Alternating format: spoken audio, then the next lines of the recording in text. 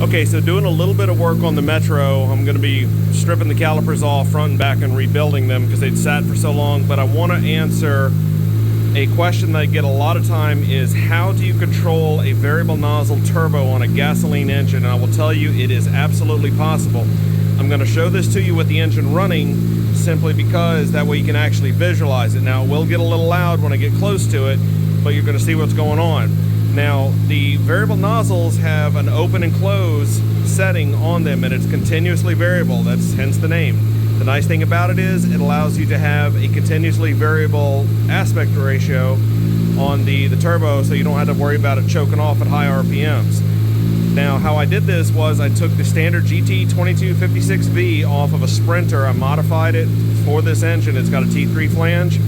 There is a Volkswagen TDI vacuum pod that I use to control the vanes. I modified it and it has a second port below the diaphragm. So when the car is under vacuum, it's actually pulling the vanes fully open.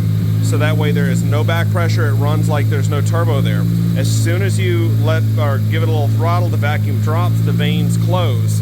It's a very simple system. Okay, the vanes close. What happens when the boost rises? That's where that second port comes in. Connected to the boost pipe side is another line that goes to the bottom side of the diaphragm that once it gets to the set pressure, it pushes the vanes back open, and it will maintain that through a boost controller. But you can kind of see it in operation. Let me see if I can get a good angle on it. It's tucked in there pretty good.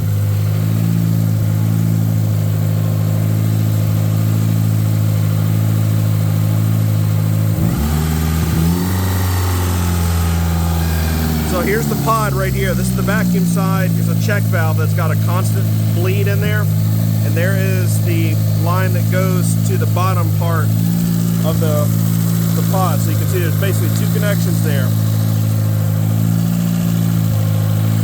Come on, focus. There we go. And you can see the line, the actuator line